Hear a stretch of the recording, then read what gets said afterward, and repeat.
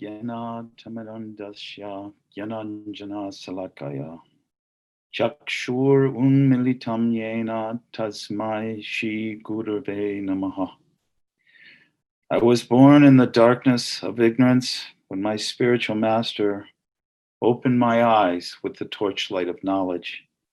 I offer my respectful obeisances at his lotus feet. Nama Om Vishnu Padaya Krishna Prastaya Bhutale Srimate Bhakti Vedanta Swami Itinamane Namaste Saraswati Deve Gauravani Pacharine Nirvisesha Sunyavadi Paschatya Desatarne Nama Om Vishnu Padaya Krishna Prastaya Bhutale Srimate Bhakti Charu Swami Iti Namine. Jaya Shri Krishna Chaitanya Prabhu Nityananda Shri Advaita Gadadhar Shivasadi Gaur Bhakta Vrinda Hare Krishna Krishna Krishna Hare Hare Hare Rama Rama Rama Hare Hare. So I want to thank Rasananda and all of the devotees who have invited me to get your Sangha once again. And not just once again. We will, as long as there's life in this body, I'm yours. And in any way, His Divine Grace, Bhakti Charu Swami, Guru Maharaj would want me to help you. I want to make myself available to all of you.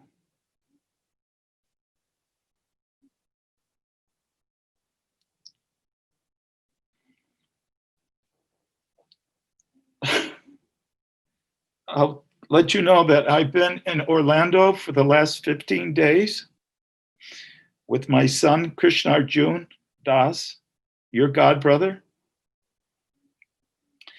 He's been here 18 days. We're living out of this hotel. We came because we thought somehow or other we needed to be with Guru Maharaj.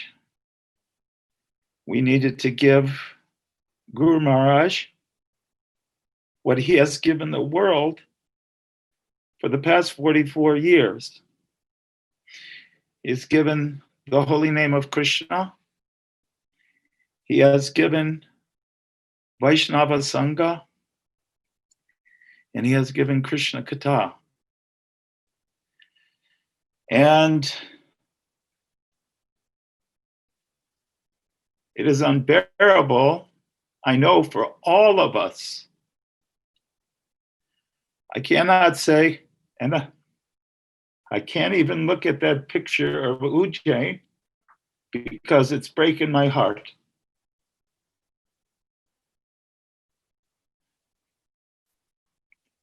I don't know if this was a good time for me to come before you because for the last 15 days, I have been tortured. I've been completely tortured.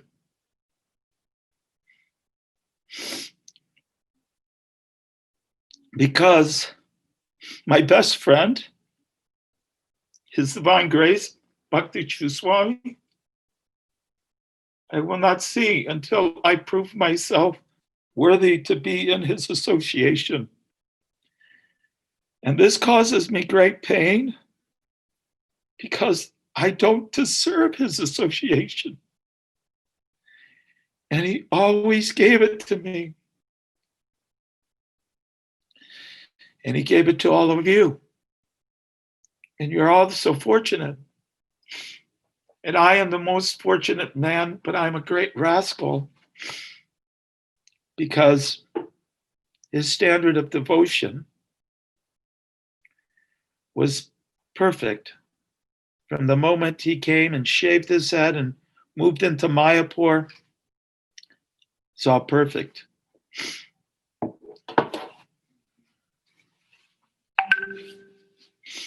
So I'll tell you a little bit about my life with Bhakti Charu Swami, and I hope I can give some comfort, maybe some encouragement to all of you who love Maharaj much more than even I do. And I cannot think, except for Srila Prabhupada, that I love anyone more. So I first met His Divine Grace, Bhakti Charu Swami Maharaj, in October 1977. And Maharaj, as you all know, was Prabhupada's personal servant.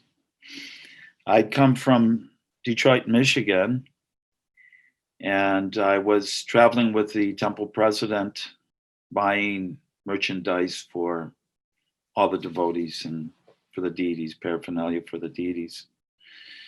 And I got there on October 3rd, 1977. As we all know, Prabhupada was in a debilitated state. And I was very, very fortunate to be able to go into Prabhupada's room and associate not only with the spiritual master of the entire universe, but with many of my senior godbrothers, Tamal Krishna Maharaj, Trivikram Swami, Bhakti Charu Swami, Upendra Prabhuji, Bhavananda Prabhuji, so many, Hamza Duda Maharaj. And it was quite an amazing beginning. And that was the highlight of my entire life, is being with Srila Prabhupada during his departure, or before his departure. And at that time, I got to meet Bhakti Charu Swami. I actually first came around the temple in 1972, and I was initiated in 1973. And as Prabhuji mentioned, I distributed books primarily from my devotional career. And so I pretty much knew all the sannyasis and all the older devotees, and never seen this sannyasi before. And I asked I was brahmachari at the time, and I asked another brahmachari, who is this? So, oh, that's Bhakti Charu Swami. I said, where's he from? He goes, he's from Bengal. And I said, Bengal? I know the devotees from Bengal. I've never seen him. He goes, oh no, he was initiated. He was initiated first, second, and third all in once within like 3 months. And I go, wait a minute, what? And then I saw Maharaj, and I thought he was so handsome. He was such a handsome. And I said, oh, this isn't going to work. That's not going to work. There's no way someone that handsome can stay sannyas. But Prabhupada knew. That wasn't the first time Prabhupada and Bhakti Charu Swami were together. We know for a fact now. We know for a fact. And the way he would move around Prabhupada's room was like a great dancer. It was amazing. It's kind of like when you see those Brahminical devotees, those pujaris that do all these mudras, they're making this. And Maharaj would walk around serving Prabhupada just like it was some choreography, some beautiful, beautiful dance. And I was like, wow, this devotee is really amazing. Even from the first week that I met him. And he used to, I remember Prabhupada would call him. Prabhupada would talk to us in English, obviously, but he could talk to Maharaj in Bengali. And I remember one time he called Maharaj over, and Maharaj knelt by the side of Prabhupada's bed, and Prabhupada started to say something to him in Bengali. And all of a sudden, Maharaj broke out in a large belly laugh. And then Prabhupada started laughing too. And it was like I was watching something from the Chaitanya Charitamrita. And I was looking at Maharaj and I was thinking, boy, am I envious of you. You can talk directly to Srila Prabhupada in his native language. And it was so beautiful. And I thought, wow, that is quite an amazing thing. So Prabhupada had that very special loving relationship. He had it with all of us, but there was something extraordinary. And of course, his life is extraordinary. He's our hero. And I actually, in my heart of hearts, feel Guru Maharaj was Srila Prabhupada's best disciple. I say that even though I know my God brothers are maybe watching this, and I do have all the respect and love for all of you, but he was the best man. And we lost our best man. We lost our hero. We lost him. This world has been deprived of the greatest benediction Krishna can do for this planet. There is no greater benediction than when Krishna personally comes or he sends his pure unalloyed devotee. Just like Prabhupada, he came, he said, I risked my life. And we know the story. Prabhupada came on the Jaladuta, had 2 heart attacks, so difficult on a cargo ship. And he came to save people he didn't even know. He came to save the world from people all, not even in India. He came to this barren wasteland called the United States, and he saved so many people. And I'm one of those people. So I'm so grateful to Srila Prabhupada. And I see Bhakti Charu Guru Maharaj. He is, just like they say, the fruit does not fall far from the tree. He also came and he gave his life for the same people. He showed by his example of how a pure devotee acts. In the Christian tradition, they say, not my will, but thy will be done. And Guru Maharaj was so perfect in that his whole life. And then this horrible last chapter, I can't stand it. I hate it. Even though, I know it's all purifying, but I'm thinking, he was not even an old man. He was not old. We spent that festival for 6 weeks. I stayed with Maharaj, had prasadam at least twice a day with him, every day. I went to every one of his festivals. I was at every one of his kirtans. We went to places in West Bengal to the festivals, and maybe many of you also went. There was 15, 20, the last festival, 25,000 people attended. And Maharaj preached so vigorously. And then at the end, he got 25,000 people to chant the holy name. And he was like ever fresh.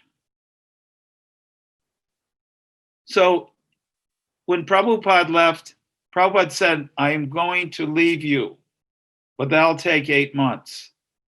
He gave us like 8 months to like prepare our psyche. And that was so difficult. And we were praying, Krishna, you can change it. Krishna, you can change this.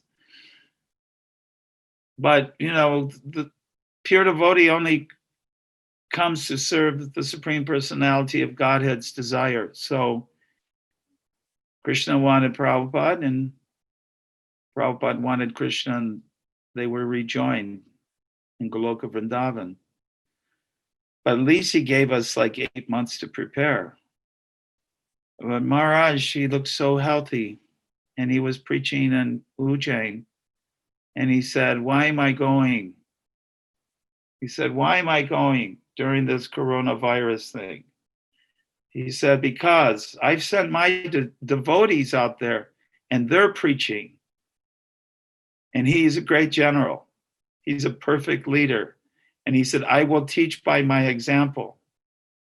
And I will go into this place, this hellish place called America.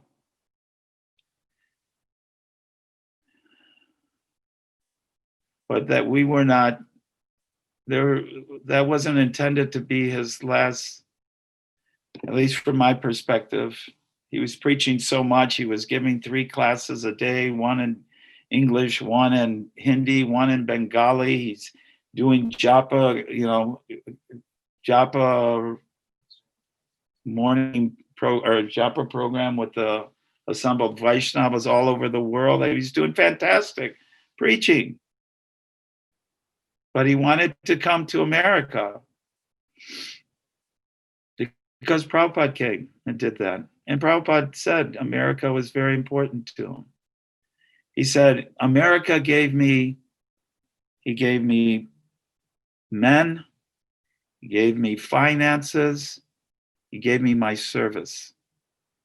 And Prabhupada, Mukunda Maharaj told me once that he actually bowed down on America and sort of like kissed the ground when he came one time. So even American devotees have a hard time loving America. You know, I'm one of them. But Prabhupada had that love. And without that love, none of us would have been devotees. So Maharaj Bhakti Charu Swami had that same vision that if we want to expand, he would preach in, he told me this many times, how he wanted to generate the fire of devotion like we had in the 60s and the 70s in Krishna consciousness here. So I knew that if anyone could do it, he could do that. So anyway, Prabhupada, I wanted to mention that when I first got to Vrindavan and Prabhupada sent for us. I was with Govardhan Das from Detroit, and Prabhupada, we got into our room, and within a few minutes, someone pounded on the door and said, Prabhupada wants to see you right away. So we went there, and that's when I first saw Bhakti Charu Swami. And Tamal Krishna Maharaj, I was on his Sankirtan party, so I knew him. And he stopped us in Prabhupada's garden before we went into Prabhupada's room. And he said, Prabhu, I just want to prepare you for seeing Srila Prabhupada, because when you see him, it'll be like you've never seen him before.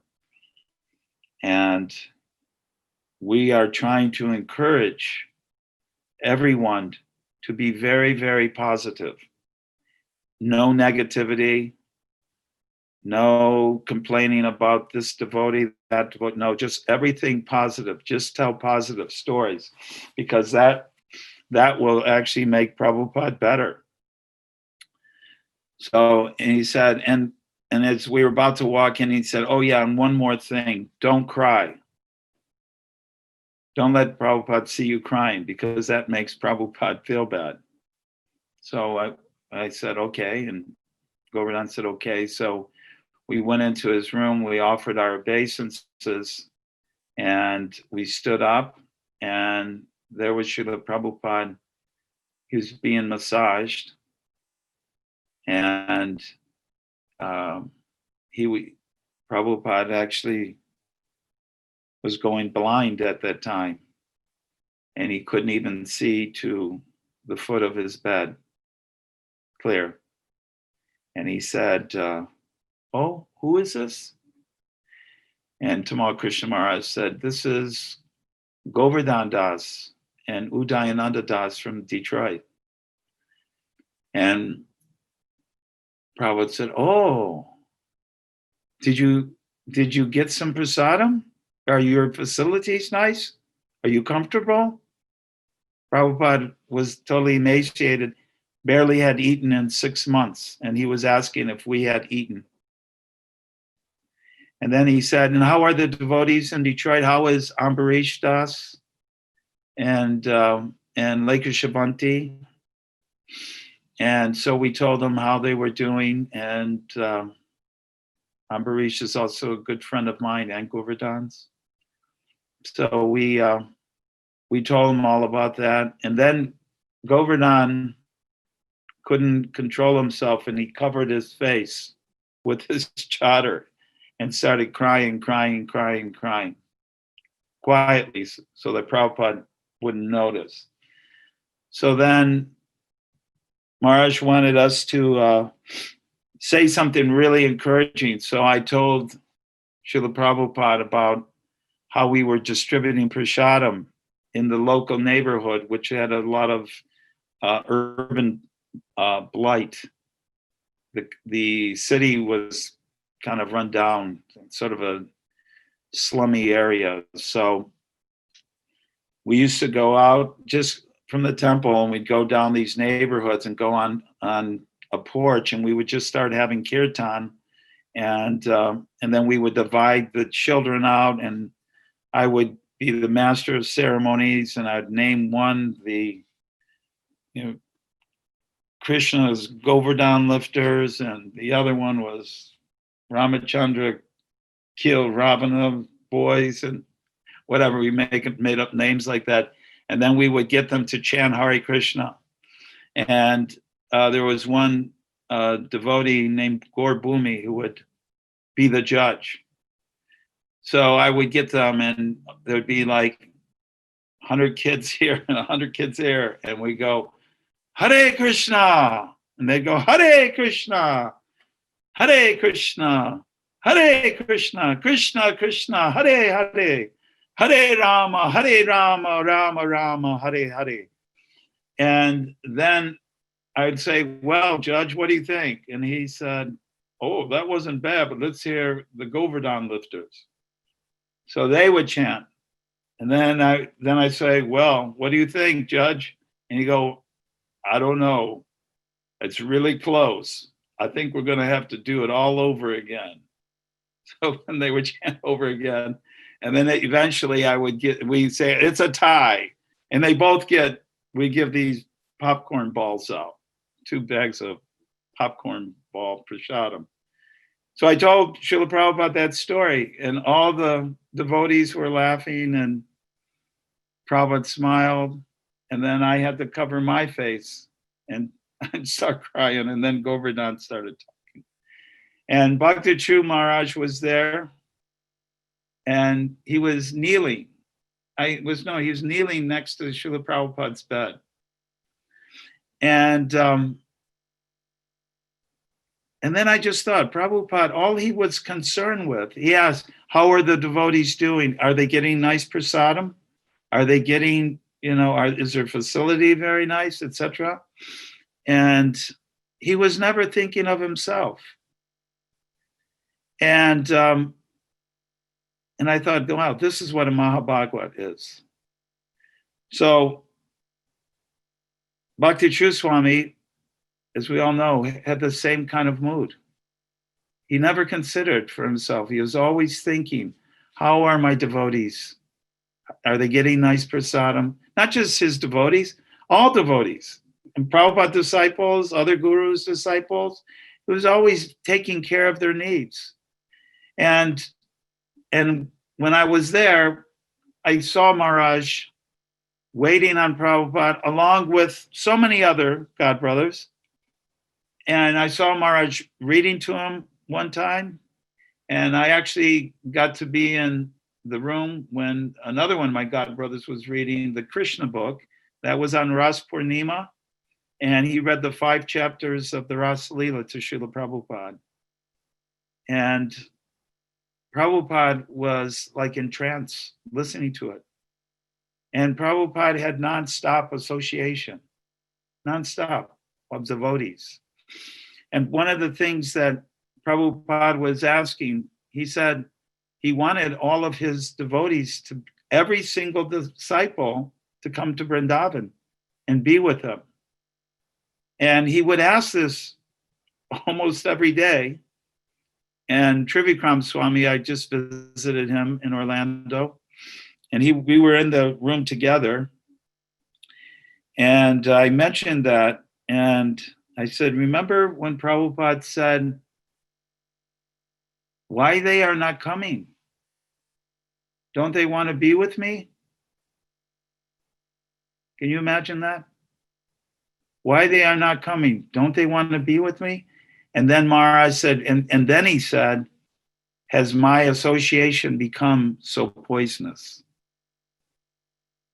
And of course, the devotees in the room hearts were cracked when Prabhupada said that. But the point I'm making is that Prabhupada wanted to be all of his disciples around him, all of his disciples. And, I saw from that experience how Bhakti Charu Swami was always surrounded by so many devotees. He would make so much arrangement. He would have these festivals. He didn't even call it his Vyas Puja. He'd call it Prabhupada's Remembrance Festival. I mean, he was just surrounding himself and surrounding all the devotees with Harinam Sankirtan, Prasadam, Krishna Katha. And that was I saw this is a perfect example. I have to say, I knew Maharaj for 43 years. And he was always like that. He was just impeccable. He was just constant, steady, steady, steady, steady. And they say you can judge a guru, the potency of a guru, by his disciples, right? So how great is Srila Prabhupada? And I have there's many pure devotees of Srila Prabhupada, my godbrothers and god sisters. They're actually pure devotees of Krishna. Not me, but I know. I'm not a pure devotee, but I know how to recognize a pure devotee. And I saw that. I saw obviously with Srila Prabhupada, and then I saw with Bhakti Charu Swami. And my great fortune was I got the opportunity to render some service both to Srila Prabhupada and to Bhakti Charu Swami. And the most troubling thing, and well, maybe I'll save that for later, but I just want to go over a few other things that happened with Maharaj. So Maharaj, he, as we all know, he translated all of Srila Prabhupada's books into Bengali. And,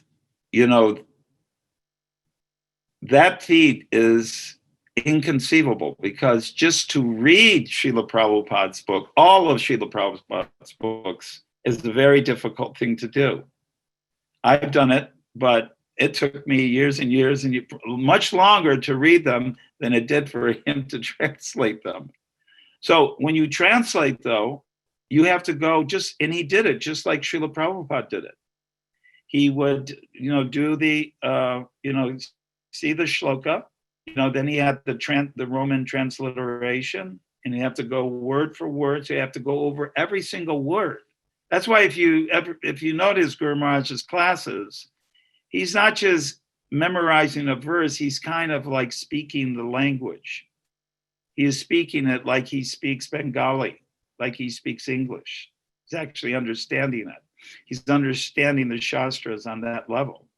So you have to go over each word. And when you go over each word, you're studying, you're accumulating. Then you have to go over every word in the translation. And then you have to go over every word in Prabhupada's purport. So that is beyond like serious study. That's complete absorption. And so he did that and accomplished that feat, which is that in and of itself would be an astounding accomplishment. But that's not all he did, right? Then he glorified Prabhupada. We know with the Abhicharan series, hundreds of millions of people in India and across the world saw that, never stopped. And then in the 90s, he actually came to North Carolina. I happened to be in North Carolina at the time. And I was living in a community of devotees called Sorabi Kunj. And we had a large common land, and we were going to donate it to Guru Maharaj. And so Maharaj came, and then I started to associate with him closely. And I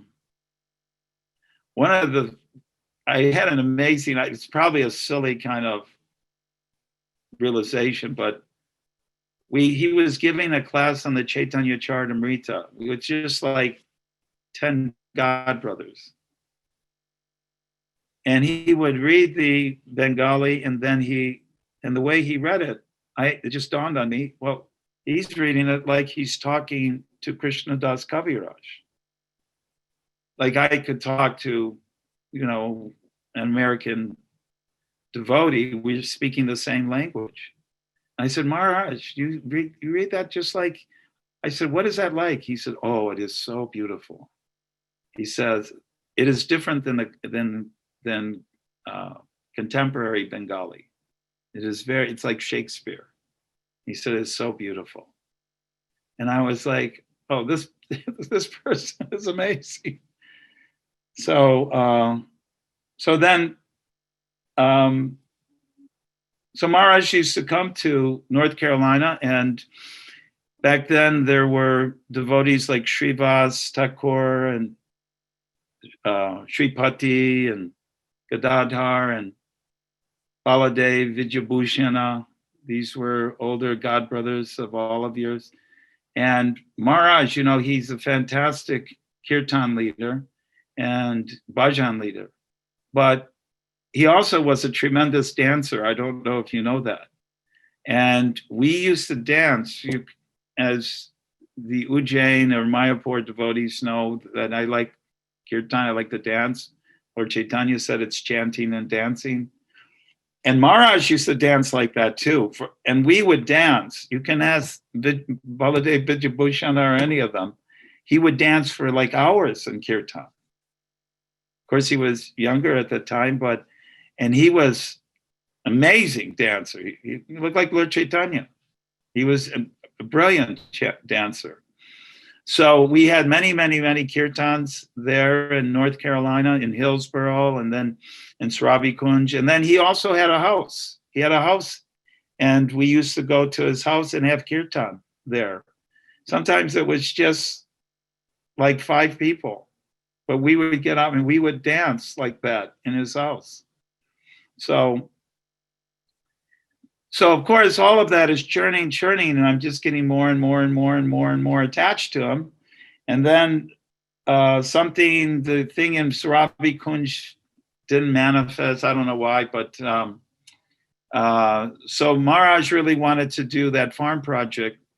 So I was in the process of buying some land in North Carolina. I had bought 50 acres, and I said, Maharaj, I will donate you 10 acres. I'll just give you 10 acres.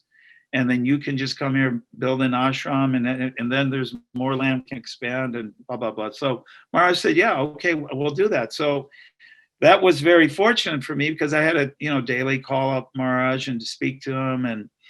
And then then he started inviting me to India. And so I go there and be with him in Sridham Mayapur. And then he said, hey, I'm thinking of opening a temple in Ujjain. And I said, Ujjain, where's Ujjain? And Maharaj told me that, it was a place that Sandapani Muni had his ashram. And I said, wow, that sounds fantastic. And so, everything in America seemed to be going really slow. But Maharaj, like in a very short time, found the property. And I came and visited him, and he had the property, and he took me there and showed me it. And then later on, it just so happened they were doing the cornerstone ceremony. So I got to be part of the cornerstone of that incredible temple. You're sitting there in Ujjain. I just saw it was just a pad of dirt, just a large spread of weeds growing, everything. But we dug it, and Maharaj orchestrated the whole. It was a beautiful thing. Like he did everything. Everything he did was just incredible. I mean, it was just like a thrill. And that was kind of like, of course, Srila Prabhupada did that in that way. Everything was just thrilling to be with Srila Prabhupada. And I felt the same way when I was with Guru Maharaj. I just felt like this Krishna consciousness is so attractive. What would you be interested in the Maha Tattva, right? Eating, sleeping, mating, and defending like animals. When you can have this kind of Sangha, this kind of rasa, it's no comparison. So then, of course, in the process, my wife wanted to take initiation. And so I asked Maharaj if he would initiate my wife. She became Rasheshwari Devi Dasi, and he initiated her in Mayapur on Ras Purnima, which happened to be the same day that I was massaging Prabhupada's feet and listening to the Krishna book, the Ras Leela, the 5 chapters of the Ras Leela. And then my son, I brought my oldest son to Ujjain in 2010, and I was praying to Krishna he would want to take initiation from Guru Maharaj. I strongly encouraged it, but he already had his mind made up even before I encouraged it. And he became, the following July, Maharaj came to my home in California, and he performed the ceremony just my son in front of our deities, Nitai Gaur Nataraj, and which was very, very special. And he says, I'm only doing this for Udayananda. He did say that, right? So Maharaj was extremely kind to me, and he just gave me so much mercy. I really did not deserve it, certainly. And so then we had this festival, as I mentioned recently, and I was preparing. I was actually, I just ordered a big altar from Ujjain that Abhicharan Das, I hope he's getting that built for me. But so I wanted to make this beautiful marble temple room, and I wanted, I had plans for Maharaj would come every year and visit me, but I wanted to increase that. And we bought some land. I wanted to get a farm community for him in California. And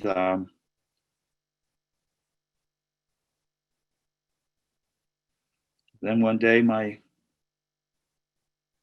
wife said, she came up to me and said, something terrible has happened. And she's never said that in our entire marriage like that. And I looked at it, and I thought to myself, well, maybe our house burned down, or maybe, you know, someone just stole my car, and I thought, just don't let it be anything to do with Guru Maharaj. But it came to my mind, something happened to Guru Maharaj. And she said, Guru Maharaj has been put on a ventilator. And I was horrified. My wife actually is a nursing educator. She works in California, in San Jose Hospital, which was the epicenter of the COVID-19 outbreak in California. So she knows firsthand. She's very expert at nursing people back to health. And also the potential disastrous results that could arise. So when she said that, I felt like someone had just taken a knife and just shoved it in my heart. And I just felt like, no, I was hoping like this is just a nightmare.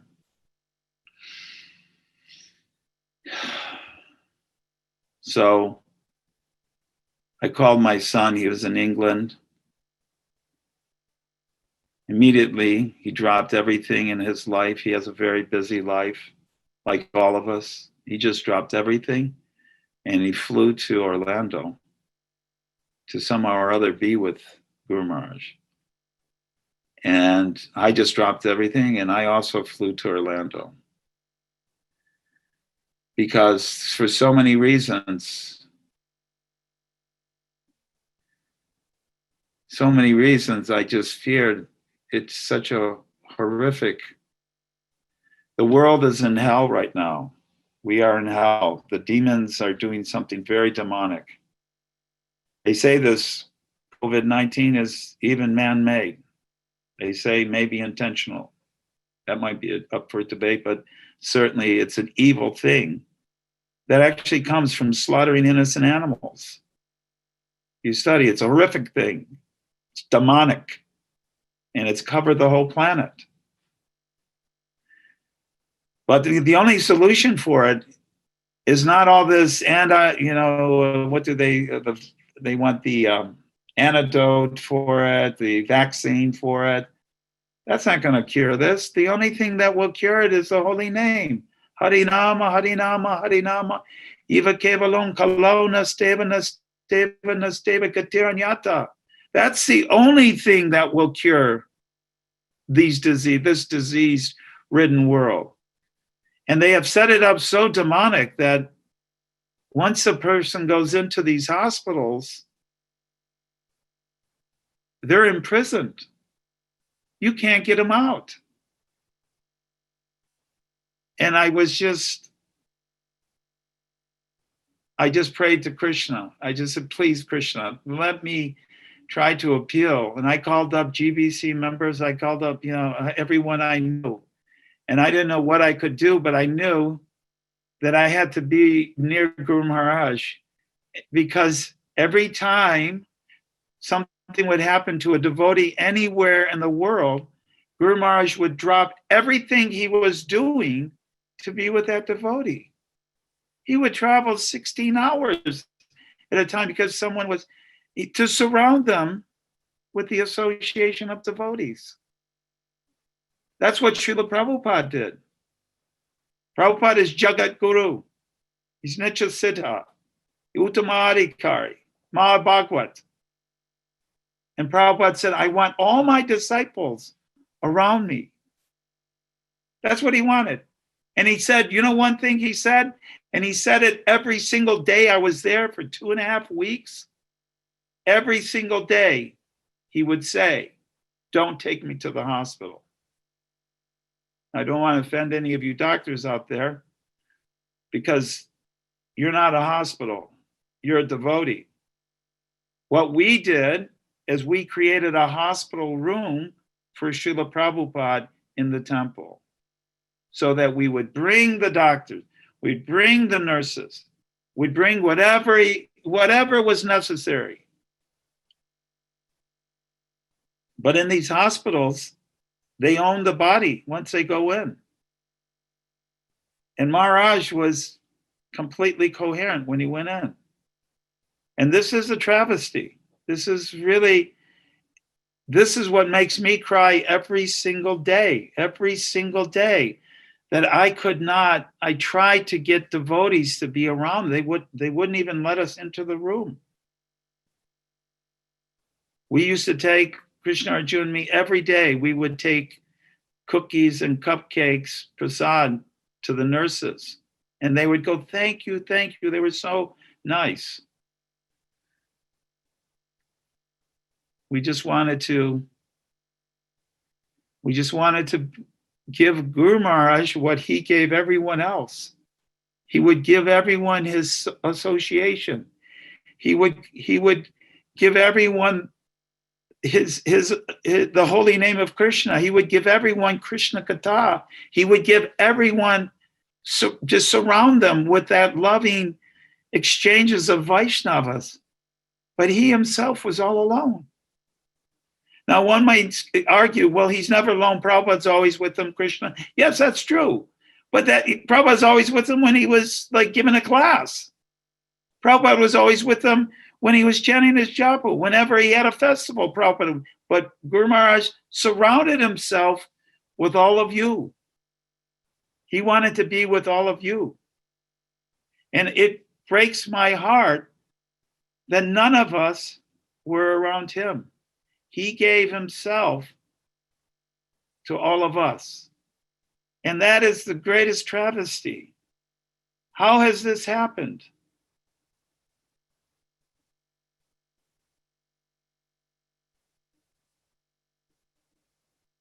So, one thing, and probably I'm going to get hate mail for this, but you know what? I don't care. Because I care about Prabhupada and Bhakti Charu Swami. But this should never happen to another devotee. What to say, the best of our devotees, the number one disciple, he was all alone when he left this world. And he didn't want to go on the ventilator, by the way. I know that for a fact. So we made a mistake, all of us. We made a mistake. And we shouldn't let any other devotee, unless they want to, they should go with their eyes wide open. This is what is at risk. Because Guru Maharaj once he was there, he wasn't coming out. And no one could visit him. So me and my son took a tablet and we put on Ujjain, you devotees, chanting, and Mayapur devotees. We put on Mayapur TV so that we said, put it right by his head so he could see it or hear it. And I was literally 100 feet. I was in the lobby and he was 100 feet upstairs and I could not go to him. I couldn't, he gave everything and I could not give back. In his greatest hour of need, I felt so helpless. So one nurse told us we could do that tablet. And so this was on June 29th, 2020. And I wrote Guru Maharaj a letter and I spoke it to him. I wrote it out and I'm in my own little heart, I'm going to imagine that all of us were with Guru Maharaj when I wrote this letter, that we wanted to be with him. My dear Bhakti Charu Swami, This is your brother, Udayananda Das. Please accept my humble obeisances. All glories to Srila Prabhupada. I'm here in Orlando just to be with you. Krishna Arjuna is also here with me, and we are staying in a place which is only walking distance from the hospital. I was in a hotel across the street from the hospital that you are in. I have been here for the past 5 days, and Krishna Arjuna has been here for the past 8 days. We have been trying desperately to somehow or other get your personal association. But the rules of this COVID-19 disease are very restrictive. Hospitals countrywide have locked down virtually any visitations from anybody, including close family members. I am praying to the all-merciful Supreme Lord that he grants me and hundreds of thousands of devotees all over the world our heartfelt prayer that he fully restores your health and returns you to us completely rejuvenated. I apologize over and over to the Supreme Lord Krishna to please forgive me for taking your divine association for granted. Your blissful Sangha, your powerful classes, your beautiful bhajans and kirtans, and your unalloyed devotion to Srila Prabhupada are the very lifeline of hundreds of thousands, if not millions of devotees. Since that horrible day over 10 days ago, when they brought you to the hospital, my life has been sheer hell. Your disciples, friends, God brothers, and well-wishers' hearts, all of their hearts are crushed by your separation. I haven't felt this much anxiety and emptiness since November 14th, 1977. Your disciples are begging the Parameshwar not to make them orphans. You are a Paramahamsa and directly linked to the ear of Govinda. And I am sure that Govinda will fulfill whatever is your desire. I humbly ask for one request as your brother and your friend, that you ask your sweet Lord and Master, Krishna, to restore your complete health and vitality and continue your amazing preaching for 40 more years or more. Your wonderful disciples need you. Your wonderful disciples need you. And the billions of conditioned souls need you. And I need you. We need you like a human being needs water and air. It is not that a human being wants water and air. They need it. They need it to survive. We need you to fully recover and guide us in loving devotional service to Shri Shri Radha and Krishna. The Lord has empowered you to push on Lord Chaitanya's Sankirtan movement through Srila Prabhupada's vehicle of ISKCON. You are so empowered to preach and spread Krishna consciousness because you have never concocted your own program.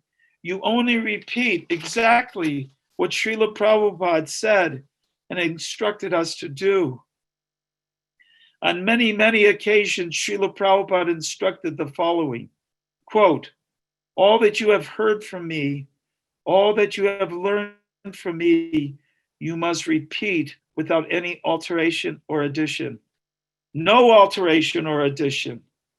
But if you change my message with addition or alteration, you will be lost. Close quote. Maharaj, there is no one in ISKCON that repeats Srila Prabhupada more perfect than you. This is why Krishna has assisted you with so much success. And that is why ISKCON needs you. more than ever. So please stay, because this world is in a blazing fire. And the only way in this age of Kali to put out this blazing fire is the pure chanting of the Hare Krishna Mahamantra from the lotus lips of a pure devotee such as yourself. One final point I wanted to make right now. I just wanted to say how sorry I am that in this most difficult time for you, I could not make an arrangement to surround you with loving devotees who could wait on you with their devotional medical skills. I also wanted to surround you with devotees that could tend to your spiritual needs of prasadam, the holy name, Krishna Katha, morning program, etc. Just like you did for Srila Prabhupada in 1977, along with Tamal Krishna Maharaj, Upendra Prabhu, Bhavananda Prabhu, and others. Please forgive me for not being able to make that happen. I tried to bring devotees to directly serve you in your hour of need, but I was unsuccessful. Sorry. It was finally suggested by one of the nurses named Barbara, who works at your unit, that we could record on a tablet our greetings to you along with the temple morning programs and other devotional activities. So here we are. I am also looking forward to serving you in any way you desire in your recovery from this dreaded disease. As you know, my wife, Rasheshri Devi Dasi, your disciple, is a nursing educator for the past 30 years, and we have a crew of devotee doctors who will personally take care of you.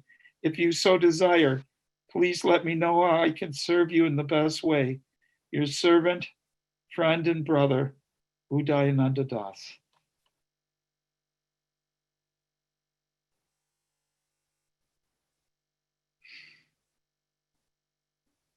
So Krishna,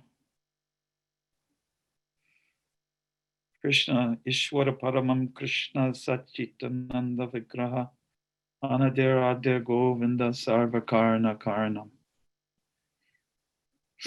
Krishna is the supreme controller. He has a transcendental body that's eternal, full of knowledge and bliss.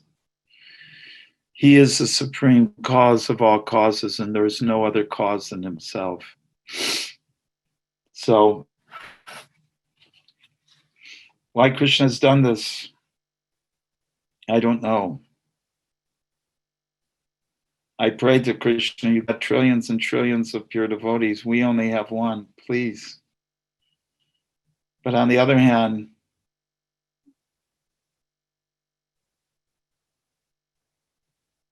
Guru Maharaj doesn't have to be bothered by the pains of old age and disease. He has a total transcendental spiritual body. At this very moment, he's embracing Srila Prabhupada.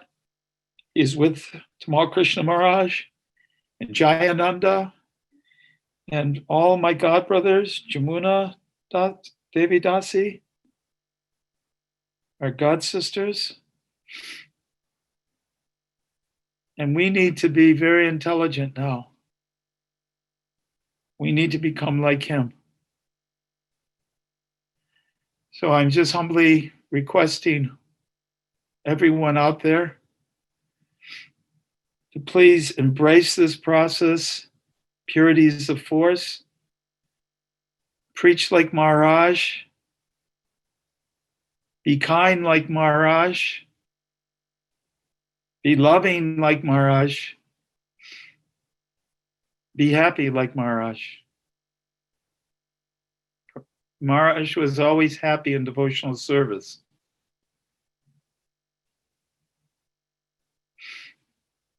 He perfected his life. And here's the last point. He has proven that even in this hellish age, in the year 2020, when the world is filled with demonic activities, you can still become a pure devotee by following this process. Hare Krishna. Is there any questions or comments?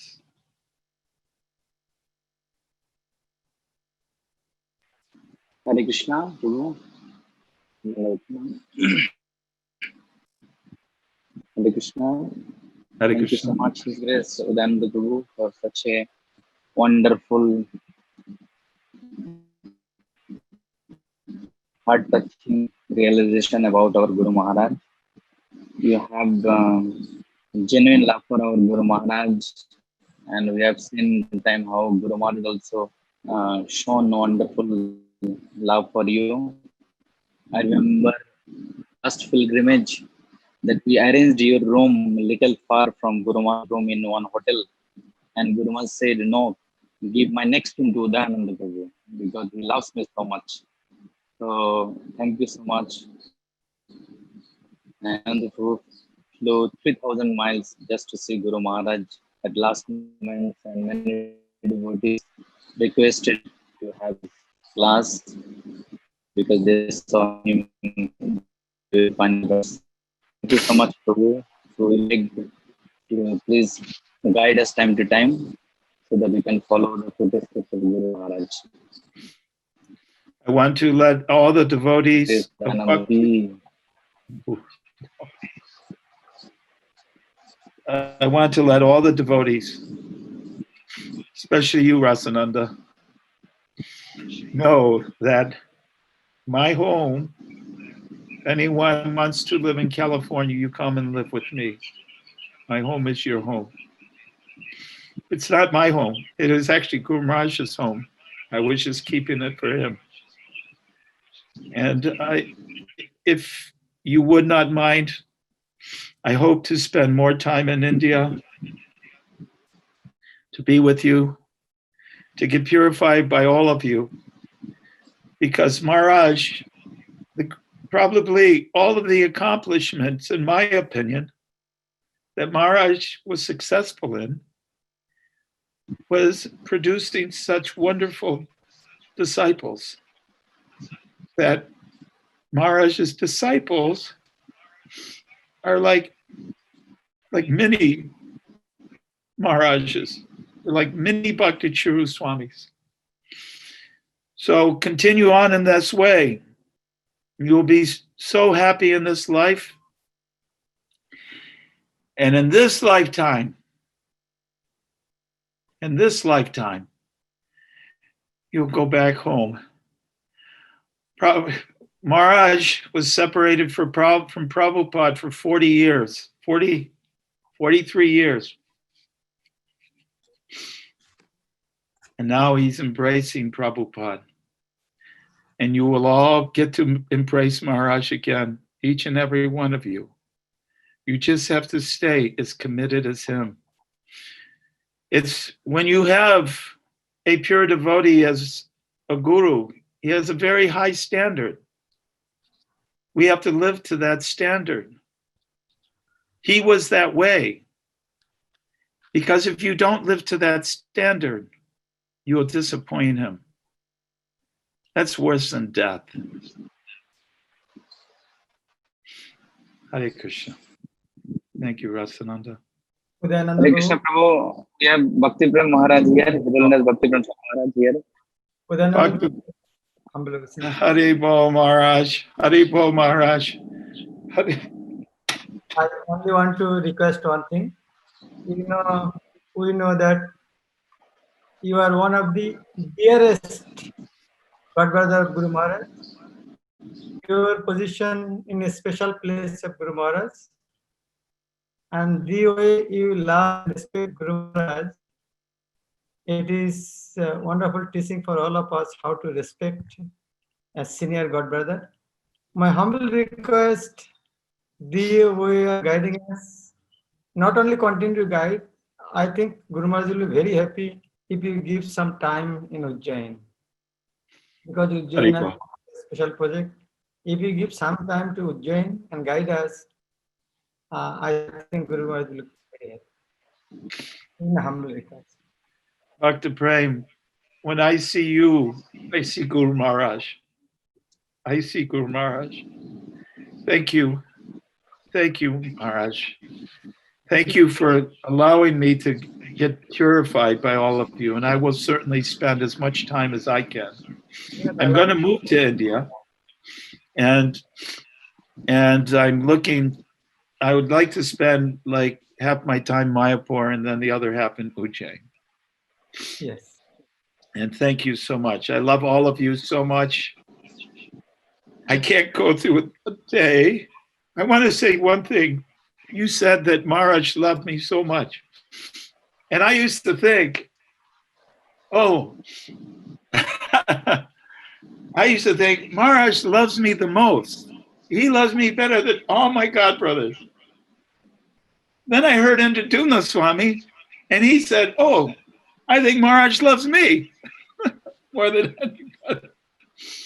And then Radhanath Swami said, oh, well, he probably does love Radhanath Swami the most. But then I thought of Krishna. You know, the gopis, Krishna would get next to the gopis, and the gopi would think, oh, Krishna's dancing with me. Krishna loves me the most.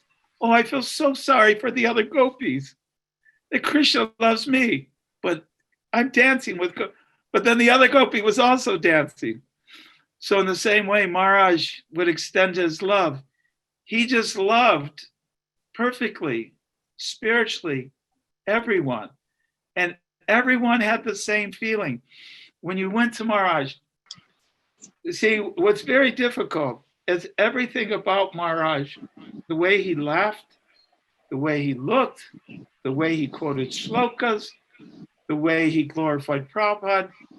I loved everything, the way he cooked,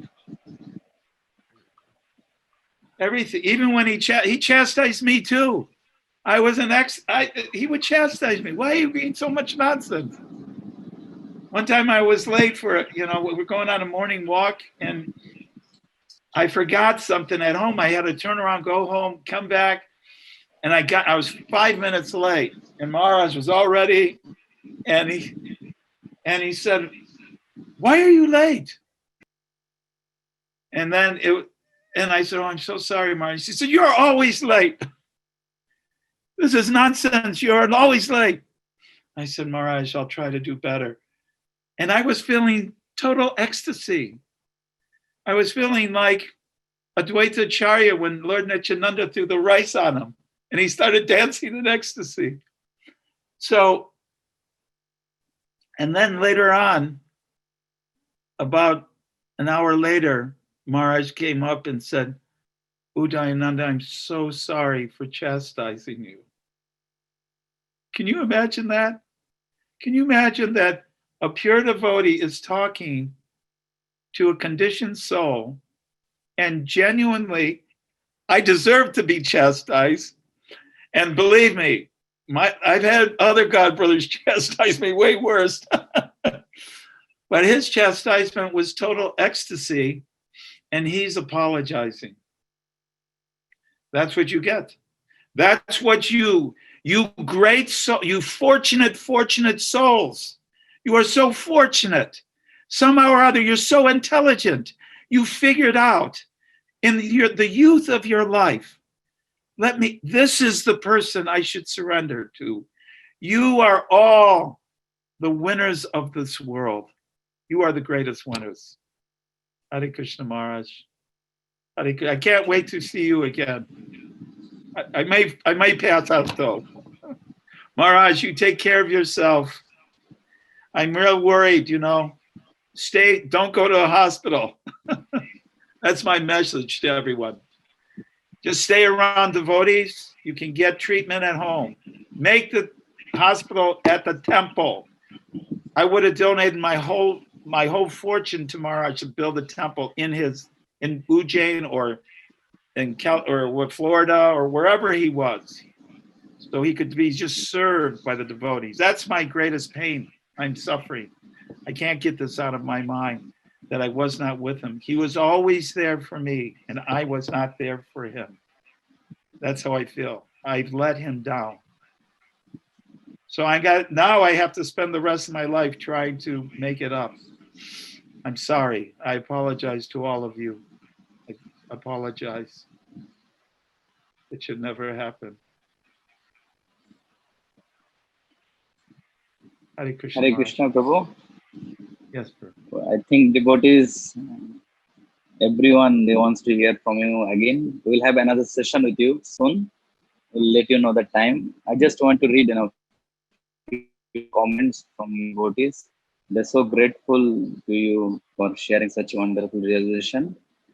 One from Chittahari Krishna Prabhu. He says, Dear Udayananda Prabhu, Dandavat Pranam, we are so grateful to you for taking and making us understand the valuable association of our Guru Maharaj. Your love for Guru Maharaj is so pure, and time to time it comes out in the form of tears. We always see you addressing your God brother as Guru Maharaj. That shows the level of respect you carry for your God brother, and we all are deeply touched by it. We beg you to kindly come to ISKCON Ujjain and revive us. It's difficult for us to face this and most unexpected situation.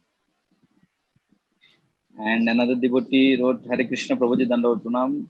It was so healing hearing from you today. Please continue to be with us. And Sitanand Prabhu, Guru Maharaj's servant, was serving Guru Maharaj for last 1 decade in Ujjain. He wrote, he was so happy. He was actually feeling distressed last couple of days, but he was so happy hearing from you. Actually, he wants to talk to you. I don't know if Siddhanath Prabhu is there or not. Hare Krishna. I love all of you so much. I Siddhanath, can't tell it. I can't express my feelings. And I tell you, I am so, I know all of you are feeling such great pain. It comes in waves. And I'll tell you, this happened when Srila Prabhupada left. When Srila Prabhupada left, you would just be like doing a few days later, and something you would think of what Prabhupada did, and you would just start crying. And I know that's going on with all of you. I know. And you know what? Prabhupada said, lamentation means purification. That Maharaj, you have to understand, he is Mahabhagavad. And by the way, just to be clear, I call him Guru Maharaj because he is my Shiksha Guru. He is my Shiksha. Even I joined the movement before him. That doesn't mean anything. Sukadeva Goswami was 16 years old. There were sages that were like 100,000 years old, right? But they sat at the feet of Sukadeva. So Maharaj, there's no question. And many of, even my older God brothers even say that about Maharaj. Maharaj, the whole movement, we should become a movement of Bhakti Charu Swamis. If we had a movement like that, then the whole world would become Krishna conscious. That's a fact. The only reason, he's pure devotee. That's it. He's a pure devotee. You don't have to like dance around. And one time I called him His Divine Grace. He chastised me for that too. So the GBC said you can't say that. And I said, the GBC is for everyone else. He's not for me. I'm going to call you here His Divine Grace. He got very angry with me, but I don't care. I mean, I do care. I don't want to commit offense to Maharaj, but he was my best friend. He was my master. He is my master. It's not past tense. He's still here. He still has his books. You can go see his videos and cry. That's what I'm doing.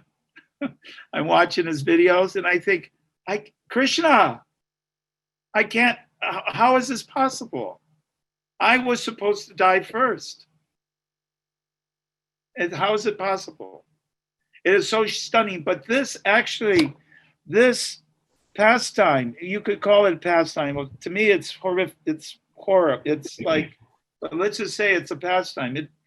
He has proven he's such a hero. He gave his life. And what was his last words? I'll do whatever my disciples want me to do. That is your Guru Maharaj. That's who he was. That's who he is. Can you put the lights on? They've asked me to come on the video. Hare Krishna.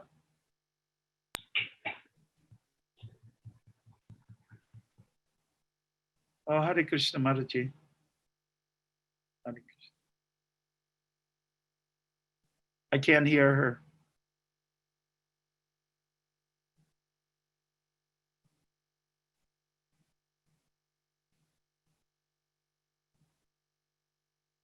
I can't hear anything. Hare Krishna Mataji, you can unmute yourself.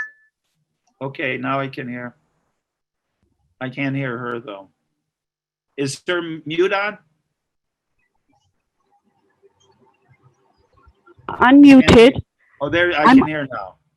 Okay, Prabhuji, thank you so much, and I'm grateful to the management for allowing me to ask my question. Please accept my humble obeisances, Prabhuji. All glories to Srila Prabhupada and Guru Maharaj. Haribo. I'm kind of scared. I first of all want to thank you. You know, I wrote my question on the post, on the chat, and but now I'm getting an opportunity to say this to you directly, and I pray that I don't cry, and I just ask my question. First of all, I want to thank you for you and Krishna Arjun Prabhu going there to be directly with Guru Maharaj and trying everything that you did. And please don't cry, Prabhu. I failed. No, you did everything that you could do. I want to thank you for writing that letter that you wrote to Guru Maharaj. And you included us in it because the whole world was praying for Guru Maharaj and crying and doing all the yagyas and everything. And Krishna had his plan, and so did Prabhupada. And Guru Maharaj also had his own plan because he expressed it to us 12 years ago. And we know all the philosophy. So we know all the philosophy because we've heard it for so many years. But if somebody else, something happens to somebody, I can say everything to them that this is how you should see it. But now that it's happened to us, it's so hard. So I need to compose myself. I'm sorry. So what I wanted to ask you, Prabhu, you mentioned about the ventilator. So despite the philosophy, forgive me, despite the philosophy, there are two questions which are killing me deep inside, and I'm not able to come to terms with it. One is that Guru Maharaj was, and I'm sorry for asking in this open platform, Guru Maharaj was, first he had fever, and then, you know, he was given certain things, and the fever was brought down. In short, my question is that do you feel that this whole thing could have been handled differently? And when he came okay from the fever, that he could have been given alternative medication, like all these, you know, there's so many. India has been able to heal. 60% rate of healing is there in India.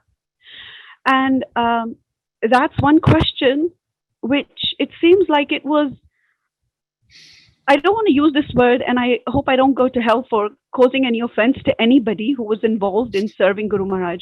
But was there a big, huge lapse in the way Guru Maharaj was, you know, how the whole procedure of events took place? I'll just word it like that. And then that's one question.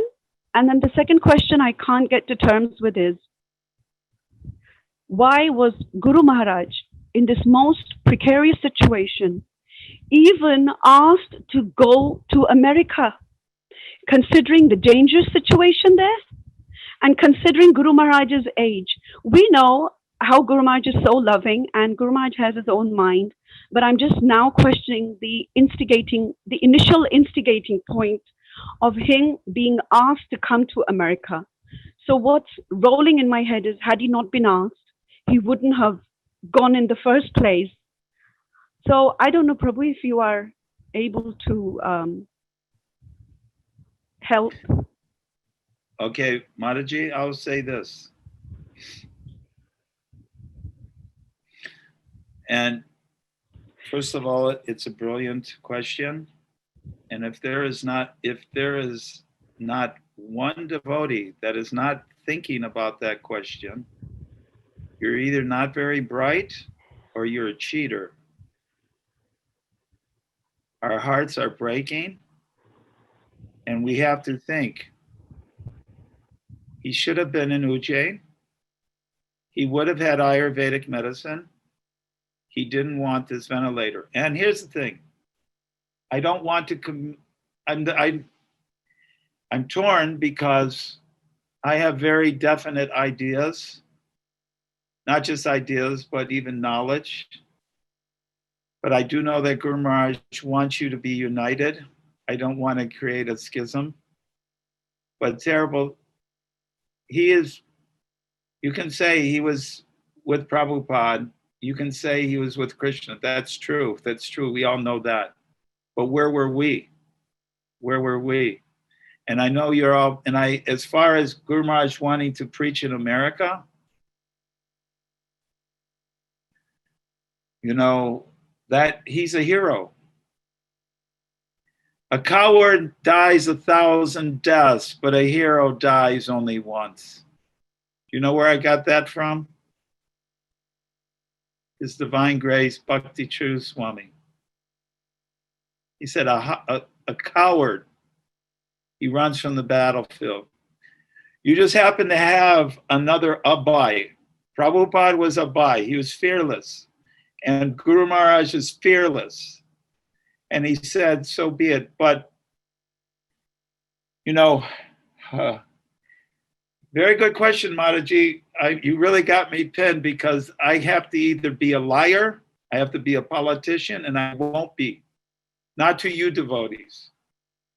To the other people, maybe, but I will never be to the Ujjain devotees, Mayapur devotees, because I know the purity of you and I will be cursed.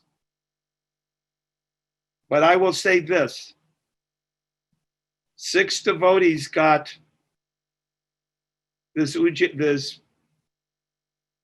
COVID-19. Only 1 passed away.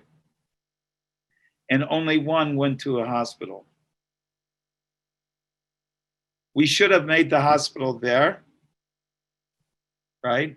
I mean, that disease can come anywhere. We used to go to India in the 70s and catch all kinds of diseases we never even thought existed, right? But we didn't stop our preaching, we didn't stop our life, right? But Prabhupada himself said, don't take me to the hospital. We brought so many doctors. There's so many doctors, Guru Maharaj had hundreds of doctors and nurses as disciples. Why couldn't we have figured out, take a month off, and they were, actually, in all fairness. That was one of the things we were trying to do. My son worked, and I will say this, I worked really hard. My son worked 10 times harder than me to make this happen. And he slept like 3 or 4 hours. He'd fall asleep and then he would have a panic attack. And he'd get up and he'd be talking again, he'd be writing again. And my son, I'm very, very proud of him. And he is a hero. He actually is a hero. And actually, the ironic thing is, Mataji, and my wife is furious about this. She wanted me to read something because she was very angry that they actually said, someone wrote, and one of those Dandavad forums, all of that, they actually wrote that we were harassing the doctors and nurses when that was not true at all. And they said that the police came and threw it outside. We were just sitting there and we were chanting japa. That never happened. And then I realized all you have to do is say it on the internet and people believe it. It wasn't. As Krishna is my witness, as Prabhupada is my spiritual master, and if I never see Srila Prabhupada again, if I'm lying about this, we went there and only to serve Maharaj, and we committed no offense. Yet people said we did. They were falsely accused. And so now there is that schism, right? And so answering this question, if I'm being truthful, the truth was Guru Maharaj was the only devotee that got COVID at that temple in D-Land that actually left his body.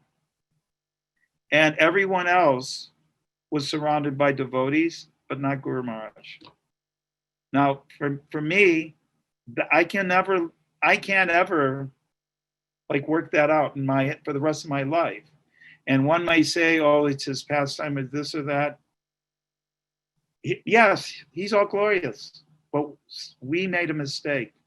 And certainly every devotee should be informed very clearly. If you go in, they're not allowing people to have visitors. Even if you have a heart attack in the hospitals now, in America, in California, no visitors. My wife says it's the most, you know what? Well, I won't say she said it, but one nurse said this. If I get COVID-19, I'm staying home. And she said it in front of about 10 nurses, and they all said, me too. They said, I'm not going to be put against that. So we're very fortunate to have Ayurvedic medicine, homeopathic medicine, and even there's one devotee, and I hope I'm not taking, but I wanted to read this. He's a retired respiratory therapist, and you can do this very, hold on, right here. Oh, here it is. Here it is. Okay. So he wrote this. Since they are calling on respiratory, because it affects the lungs, and other things, obviously, but since they're calling respiratory therapists who help fight the coronavirus, and I am a retired one too old to work in a hospital setting, I'm going to share some common sense wisdom with those that have the virus and trying to stay home. If my advice is followed as given, you will improve your chances of not ending up in the hospital on a ventilator. This applies to the otherwise generally healthy population to use discretion. 1, only high temperatures, like Maharaj had a virus. This is going to sound exactly like Maharaj's situation. Only high temperatures kill a virus. The body gets a temperature to fight off an invader. It burns and kills the virus. By lowering the temperature, then the virus is allowed to survive, right? So you have to have a virus, but you have to control it. Make sure it doesn't get over 105 and that sort of thing. So let your fever run high. Tylenol, Advil, Motrin, ibuprofen will bring your fever down, allowing the virus to live longer. They are saying that ibuprofen and Advil will actually exacerbate the virus, but it says Tylenol actually does not have a bad effect on the virus. And Maharaj actually took Tylenol. What I was explained, Maharaj had 104 temperature. He took Tylenol and it went down to 97 degrees. Okay. And then the next day he had 104 temperature. Well, the fever lasts at least 3 to 7 and even up to 14 days, right? So you have to fight the virus. But Maharaj could, he was fully healthy. He gave class before he went to the hospital. I mean, it's a horrific thing. This whole thing is, okay, then it says, so keep your body warm with blankets so the body does not have to work so hard to generate heat. It usually takes about 3 to 7 days to break the fever. Then number 2, the body is going to dehydrate with the elevated temperature, so you must rehydrate yourself regularly. Gatorade with real sugar or Pedialyte with real sugar for kids works well. Why the sugar? Sugar will give your body back the energy it is using up to create the fever. I mean, it's all science. So then, then it goes on. Number 4, eat healthy, Krishna Prasad, and regularly. Got to keep your strength up. This all could be done in the temple. 5, once the fever breaks, start moving around. My wife actually gets her COVID patients up and walks them around, and they're getting healed. And all she wanted to do is become Guru Maharaj's. She would have left California But she can't do it in the hospital because she has to get her license, etc. But she could do it at the temple. Number 5, once the fever breaks, right, move around. 6, deep breath on a regular basis, even if it hurts. If you don't, it becomes easy to develop pneumonia. So you have to do deep breathing exercises. That's like yoga. Okay? Blowing out a candle, blow out until you have completely emptied your lungs and you will be able to breathe in an even deeper breath. This helps keeps the lungs expanded as well as increases your oxygen levels. 7, remember that every medication you take is merely relieving the symptoms, just like Prabhupada said, not making you well. 8, if you're still just dying to go to the ER, I've been doing these things for myself and my family for 40 years, and I've kept all of them out of the hospital. All are healthy and still living today. Thank you for sharing. We got to help one another. So that I was horrified once the ventilator thing came in. My wife was totally freaked out. Anyhow, Hare Krishna. Haribo. So in conclusion, we need to at least do this for all the other devotees. Try to, as much as you possibly can, not put them in that situation where they're not surrounded by the holy name of Krishna. Because at the end of the day, we're all going to die one way or another. Maharaj just gave himself to Krishna. We have to also be intelligent too.